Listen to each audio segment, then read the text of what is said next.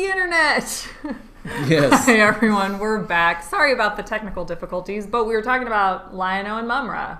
We have Dave Igo and Brian Foster here. Hello. Dave's sweater we were getting so many viewers that crashed the feed. I know. Okay. I got this from Richard Luong, one of our awesome designers, and I love AT-ATs. It's Dave's birthday today. It's Dave's birthday. Yes. That's why we had cake. It's my birthday. Awesome. So we have a couple more questions about Lion-O and Mumra before we take a break and get on with the show.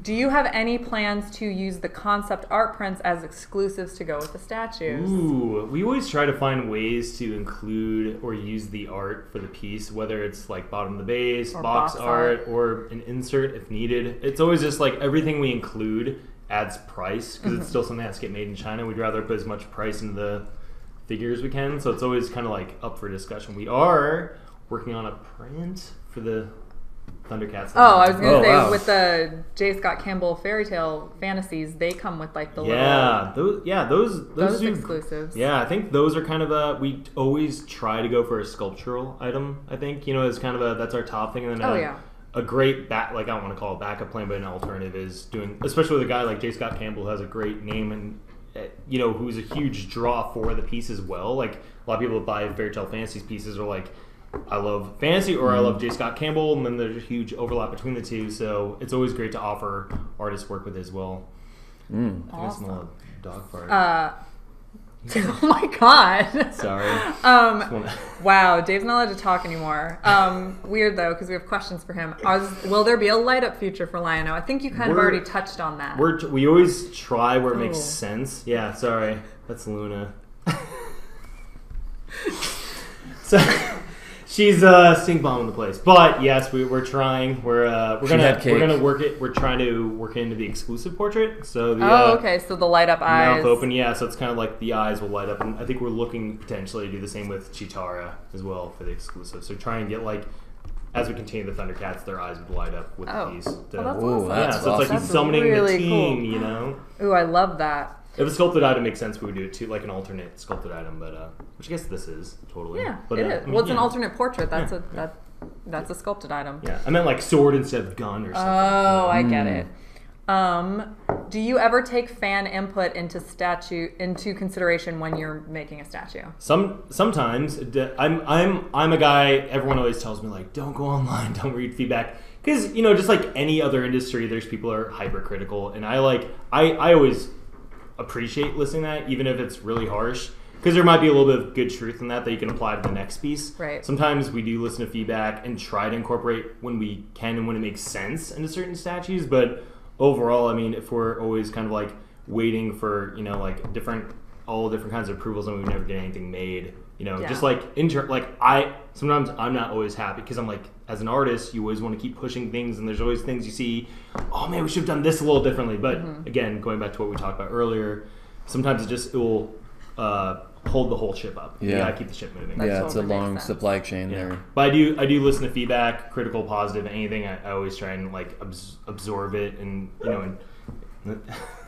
the dog's she's not allowed next time. Right? Yeah, no, not allowed. I'll be on your Facebook giving you some feedback about today's performance later. So now that I know you'll read it. Oh, that's true. Yeah, you brought a dog to a Thundercats. I don't think there are dog people. There was in the new show. Did you guys ever watch the new Thundercats show? I did not watch the new one. Oh, it's actually really good. Really? I'm really bummed it didn't continue. Yeah, because Netflix one? Yeah, no, that's Voltron. That's Voltron. It was Cartoon Network. It's okay, I have it. You Susan. can borrow It's early. it. I'll bring it in. Okay. It's great. It actually doesn't. It starts with Mumra and Sly from the Lizard Army, and those are the bad guys, and Lion-O and Tiger are fighting over for the title of like who will become the next leader. Oh, and wow. Lion-O's dad's still alive, and Lion-O's dad is voiced by the original voice actor of Lion-O. Yeah. Whoa, that's cool. And the designs are really cool. The story's really cool. Nostalgia feels. And they slowly introduce all the heroes and all the villains, and like the last couple episodes is like a 2-part episode, which I love, and it's about the Vulturemen and how they're good guys and they're allies with the cat people. But then, one of the main bad guys is Vultureman. So kind of like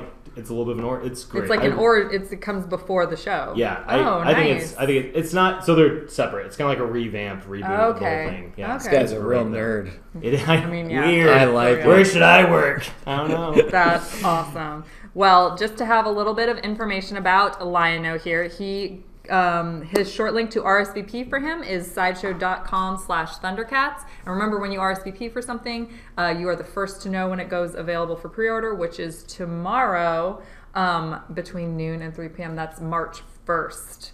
So thank you for joining us. Yeah, thanks for having me, guys. Yeah. Thanks, Dave. Happy birthday. Happy birthday. We have a short break, and when we come back, we'll be talking about the Iron Man Mark III maquette. You're watching Sideshow Live, and we'll be right back.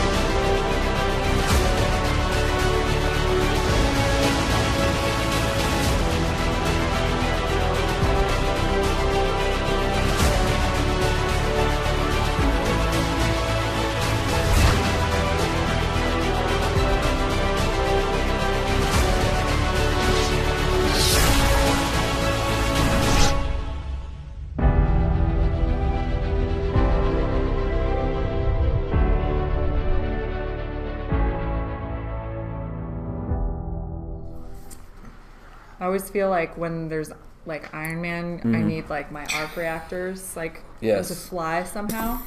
There you go. We're back with the Iron Man Mark III maquette. Wow, thing is massive. It's so massive, and the base for it is so gorgeous. Like there's so much detail. Ironmonger. Yes. And it's like the destroyed remains of his enemy. Yes. And this arc reactor on Ironmonger when. He's all... Ooh, what? Works. Yeah. Are you kidding me? Oh, man. Someone pull my car around. I'm taking this thing right now. It flickers. Can you see that? The other arc reactor does. Yeah. Oh, man. That's awesome. Isn't that cool? Oh, my gosh. I love it. Wow. It's because he's broken, so that's why it flickers. Yeah, well, the piece isn't broken. He's dying. The character's dying. The character is literally losing his life. I was going to say, this isn't broken. Let's not... Let's not confuse everything. Wow. So this is based on Tony Stark's third suit from the first Iron Man movie. Yes. Yes. And this was the first set of armor to show the iconic red and gold. Oh, I should turn him back so you guys can see what he looks like. I haven't seen it light up yet. I heard about this when he was at New York Comic Con. They were like, oh, but it's going to do this, but I haven't seen it happen. I love the sort of battle wounds that the suit has already. Oh, yeah. The distressing and the dirt on his boots is really awesome. That's so much detail. Yep. Yeah. Did you guys actually shoot bullets at it to get that? We do have a firing range downstairs. Really? So, yeah. Can we do that after? No, I won't pass the background check. That's not going to work. No, we don't. It's just it's done with paint mostly. Oh, really? Yeah. Ooh. We have. I knew you guys were a bunch of paintballers. The guys since Legacy made this, we can't confirm or deny if they actually shot bullets at it. That's true. Oh, that's true. We need to definitely cover our bases there. This was. Yes, done in partnership with Legacy FX. So it was done with the people who made the actual Iron Man suit for the movies. Wow. Yeah, it's pretty amazing. Now, he is available for pre-order right now on our website, and you can head on over to sideshow.com/Tony Stark in order to pre-order him. Now, he's working with batteries right now on the show, but there is actually a spot for an AC adapter, so you can plug him right into the wall if you don't want to worry about changing out batteries at all. So he's a pretty amazing piece. All the details on him are so cool. It's crazy. Is this a production or a prototype? Do we know? I think this is the production sample, right? I can neither confirm nor deny. All right. That's amazing. Cool. Well, there you go. This is the Iron Man Mark III. I'm going to pre-order the heck out of that thing. I know, right? Look at that. That's so impressive. Cool. So... we are going to go back to commercial. We have a video break, and then Brian gets to unbox the Daredevil Sixth Scale figure. I can't wait. Hey, real quick, on Lion-O. On Lion-O? Yeah. There is an edition size already set for Oh, what's the edition size for Lion-O? Only 400 pieces. Oh, really? Oh, wow. So that's the exclusive edition? Yep. So the exclusive edition on the Lion-O statue that we just saw is going to be 400 pieces? That's right. Wow, that's really limited. Wow, yeah. So you're going to want to get on that pre-order and RSVP list right away. And what was that short link again? Sideshow.com/Thundercats. Yeah. Awesome. Well, now we're going to go to a break, and when we come back, Brian will be unboxing the Daredevil Sixth Scale Figure. You're watching Sideshow Live. We'll be right back. Bum, bum, bum.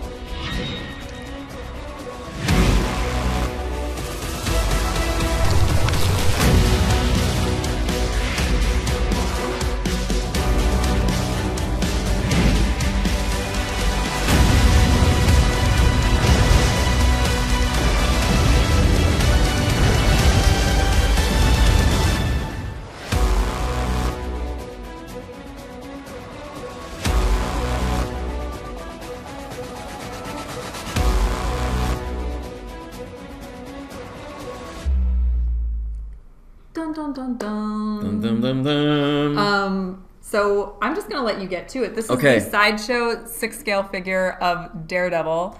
This is like the classic Daredevil look. Yes, yes. You guys have one that's the TV show Daredevil That's as the well. Hot Toys The piece. Hot Toys one. So this one's ours. So Okay. it's our Marvel Sixth Scale collection. Yes, I love these. I have the Punisher one of this that you guys so graciously gave me. This is awesome. Wow. Maybe that's bullseye. That is. And you take this guy. Wow, it's so tall. Wow, it looks great. His face looks like he tried to asphyxiate himself. Well, that's because you haven't freed You have to him protect from his it. box. I know. I have to free him. This is so cool. Wow. Now you guys do the leather. You do all of the leather stuff and everything Leather-like. here, right? Leather-like. Leather-like. Yes. I mean, but the Yes, you know, we yeah. do the costume fabrication here in-house. So awesome. Okay, so wow, this guy is great. That is incredible. Let's get this off so he can breathe. Wow. That is so detailed, like down to the way the laces are. That's so cool. Shin pads, awesome. Yeah, this looks exactly like this is like exactly like your classic Daredevil. He just came right out of the comics. He just came literally right out of the comics. Let me show the back because the stitching on this is so awesome.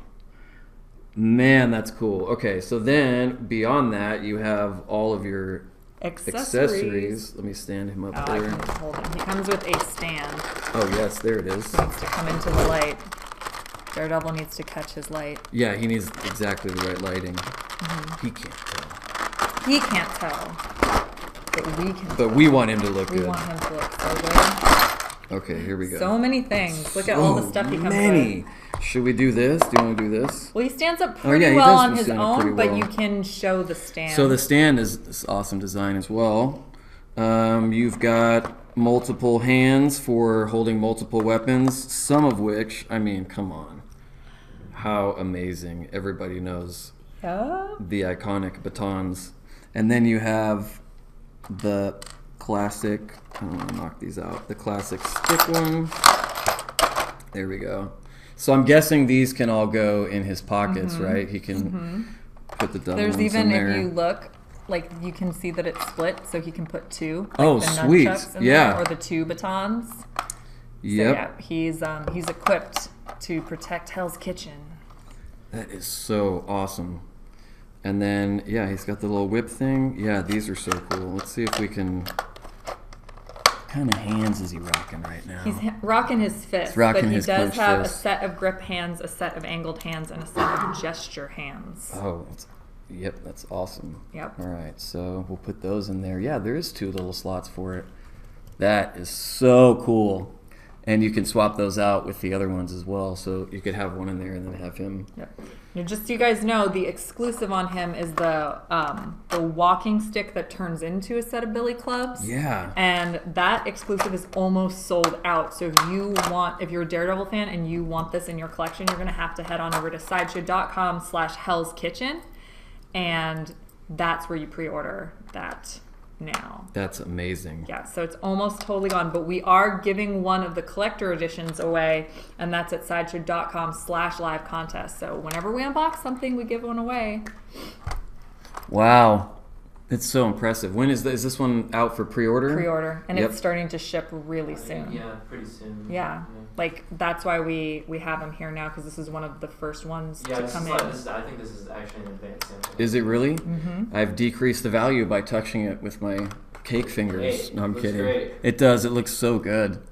How long does just, say, the costume part of it take to actually fabricate? Because I know you guys, there's so many layers of designing and digital stuff. Totally depends on the piece. Yeah, because I see this is so many different pieces and it's so many different types of material. Mm-hmm. Yeah. Yep. Normally when you see cheaper versions of these, it's just all one sort of material and whatever. But, I mean, you guys always go the extra mile with part of it being that leather-like, part of it being fabric, and making it look like even different shades of red. And we even have the elbow and knee protectors that go you into can the see suit that as well. Yeah. Yeah, you can see them on the knees and then in the back of his elbow there. on the back of the elbow. That's so cool. Yeah, here's your... Hey guys, do you have any questions for Brian while we have him here? Just in case. So these are like his emote Those are hands. his like gesturing hands. He's like, doing his like, karate pose. Yeah. Yep. And then these ones, I think, this is meant to like hold the billy club. Yes. Yeah. Yep. Mm-hmm. Mm-hmm. That's awesome. And these are actually so easy to take on and off and swap around. I every week put my Punisher version of this in a different sort of pose. Oh, geez. Probably. Yeah. Yeah, probably. Yeah. All right, let's see what we can do here. I think if we get him let's see, probably can't get him doing a kick because unless we put him on the stand. Yeah, you could on the stand because the stand has it has a dynamic stand, so you can pull this out. Ooh. And then that's for kicking pose, and then this side of the stand would be Yeah, if we could get him doing standing up. a high roundhouse kick, some Chuck Norris action going on here. Oh, that's awesome. Yeah, he's just about to kick this guy in the side of the face. Turn his head a little bit so he can see his enemy, but he's not exposing his chin. Yeah, this is awesome. Yeah, we'll get him ready to pow, and then fly away. So This is so fun. I can't believe you guys get to do this for a living. This is so amazing. Yes. There we go. Oh, that's awesome. Yeah, so then you can kind of get him kicking out. Yeah. Yeah. That's so cool. Armand Dubé is asking, what is a good starting point for someone who's never seen Critical Role? Oh, it's actually perfect timing because they just started a new campaign with new characters. The previous campaign was 115 episodes, and at 4 hours apiece, that's a little bit daunting to go binge watch 500 hours worth of content. So they just started a new campaign with new characters, a fresh story, about 6 weeks ago. So there's only 6 or 7 episodes to catch up on. So I would say jump in at that. If you get caught up on that, then go back and watch the first campaign because it's really, really good. And then my talk show started around, I believe, the 70-something episode.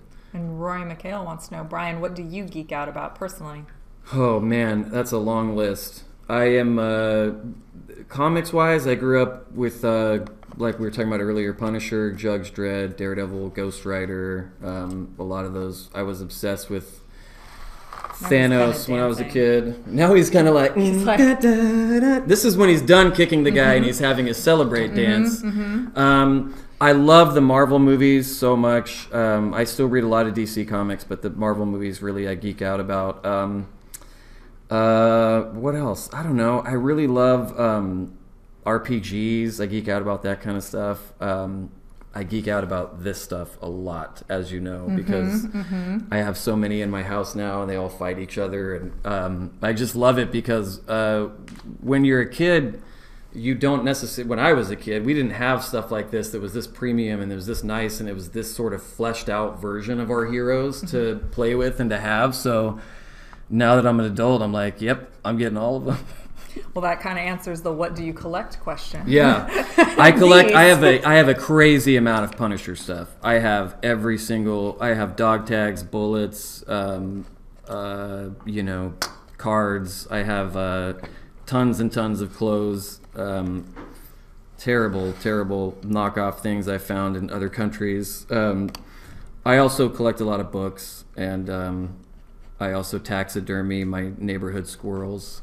I'm joking. I was like, yeah, no, I have a friend who has a taxidermy squirrel collection, so it's going to be like, that is such a random thing to have in common with I'll someone. sell her a bunch of my squirrels in my front yard, $50 a pop, so I can buy the Lion-O statue. What is on your comic book pull list? Let's see. I actually my pull list got so crazy that I went to Golden Apple and they called me and they said we have to make your drawer smaller because I was ordering too much stuff. Whenever a current Punisher, Daredevil, Doctor Strange run, I'm obsessed with Doctor Strange. Whenever Doctor Strange, there's a Doctor Strange run, I read that. I just finished Becky Cloonan's Punisher run that was just out. That was so good. So good. Mm-hmm. So good, and so much respect to the late Stephen Dillon for his contribution to that too. What else is on my pull list? Ashley and I, my girlfriend, like Lock and Key. There's a graphic novel called Blankets that I read that's really good.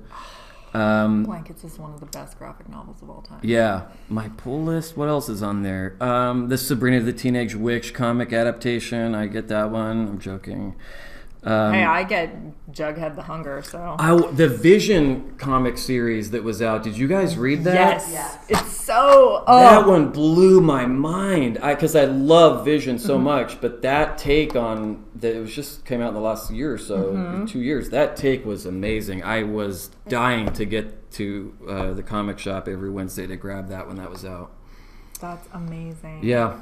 Wow. Yeah, I try to keep up. It's hard because... get busy, but I have a stack, and every day I try to at least get one issue off the stack. So someone's asking if you read Y the Last Man. I did read Y the Last Man, and I was trying to convince some people to get, when the rights had gone back to Brian K. Vaughan, I was trying to convince some people to pitch that as a TV show. And then I read that FX is doing it. They're going to do a TV adaptation of it. So I was super excited because I'm like, this needs to be a TV series. Yeah. I did not want to see someone try to make a movie out of it. It needs to be a series because you need that character development through a serialized television Yes, show. That's exactly. And there's so much material there to draw on. You don't have to even deviate very far and you have to make adjustments to go from page to screen. But yeah, Why the Last Man's an incredible comic, and I wish they would put that out immediately. I was hoping HBO or somebody would get it, and I saw FX did, and I was really excited because they did such a good job with Legion. Oh yeah, that show visually is such a feast. Crazy. Yeah, and such great performances. Yeah, it's really good. So then we have to ask, what is your favorite collectible that you currently own? Oh man, I would have to say the classic Frank Castle that you guys have that I got last time because... We didn't even tell him to say that. No, you didn't. No. I mean, I have a really nice Hasselhoff. I've got I have a Milli Vanilli figure, so I'm not just pandering here. But that one, just when I took it out of the box and I saw it like this, it just took me back so much to all of those comics because he's got sort of the more classic outfit on, and then a lot of it, that one comes with tons of accessories, and a lot of the accessories and stuff I just spent. There's 20 ways you can do it, and even I love the more modern ones, but that one for some reason it just hits me in the nostalgia. So that's probably my favorite. That's the one that gets dusted and has the best lighting on it. That one has its own light when you come over. That's when you know it's like, you're like it's Punisher, like. Yeah. Like we have Han and Chewie that are up on this beautiful thing, you know, but the Punisher we put at eye level when people walk in, so they're impressed by it. Awesome. Well, that's our show for today, guys. We showed you the Wonder Woman premium art print. Yes. We had the Lion-O statue. We featured the Iron Man Mark III maquette. And we had Brian here unbox a Daredevil Sixth Scale figure. This is awesome. Be sure you go to sideshow.com/live contest so you can enter for your chance to win your very own. Big thanks to Brian for being on the show today and co-hosting with me. I'm such a nerd for you guys. I'm so honored. Remember to go to sideshow.com/notify so you can be aware of every single time we go live. And thank you guys for watching. Tune in to Kitty with the Instagram after party. And don't forget to let your geek side show. Thank you guys for watching. Yay, thank you.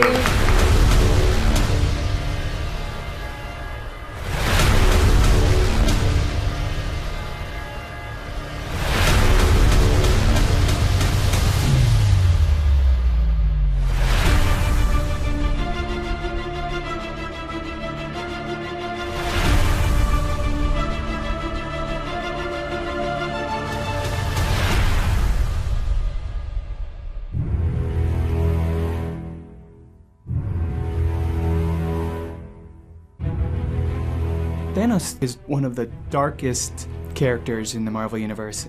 A character who can take on the entire Marvel Universe with a grin. There's something really arch-villain about that. Like a lot of comic book characters, especially big guys, he's got a huge physical presence. What's interesting is most of the time he's depicted sitting, so you get a sense that he's very powerful, but it's not necessarily overt. He's the Marvel Universe villain to me. He's the Mad Titan. It's cool to have that opportunity where we can kind of take the subject matter and put our own little touch on it. So what we did was we went back to some of the original source material from Jim Starlin or from Ron Lim and find those key aspects to the character and to their costume that make them who they are and try and evolving the design. It was pretty difficult to pinpoint it at first, to say like, what does this need without going like over the edge or like reinventing the wheel. We've taken amalgamation of our own and made it our own, and it's kind of all the best qualities that Thanos has. It was critical that from 10 feet back or 15 feet back, there was no question this was Thanos.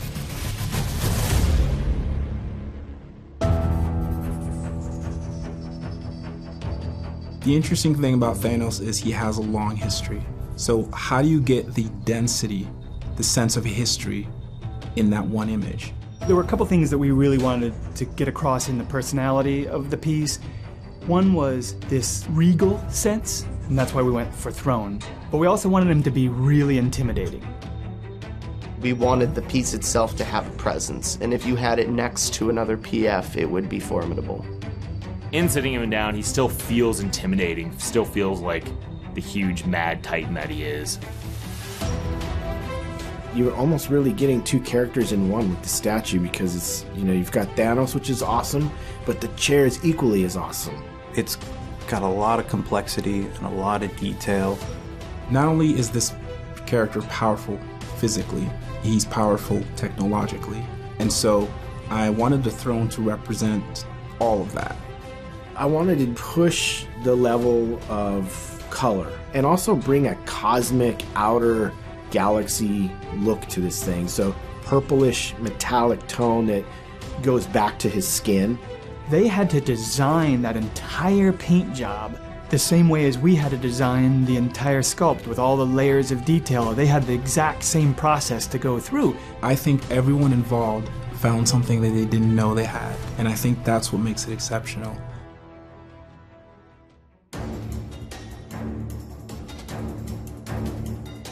Seeing this piece come to life has been awesome. It's been inspiring. I'm hopeful that fans, when they look at it, they'll see we were as true to the classic as we could be, while understanding our ambition to push the piece as well. When you look at the portraits, there's definitely Jim Starlin and Ron Lim written all over them. It is a team effort. It is a collaboration of many hands that make this all happen. Everyone involved just put their A game on with this piece, and so it's definitely a testament to what we're able to do and achieve. I really feel like the risk we took in stepping forward on this project and through the process with a couple of unknowns really to me has paid off.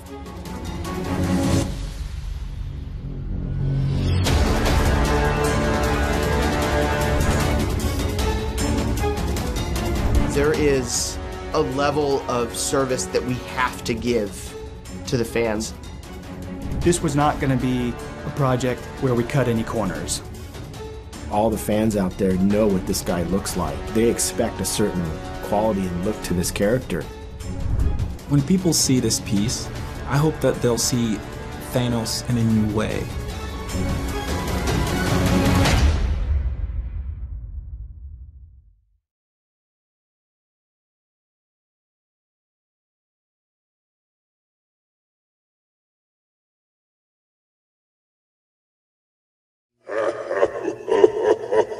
Silly Jedi! Silly Jedi!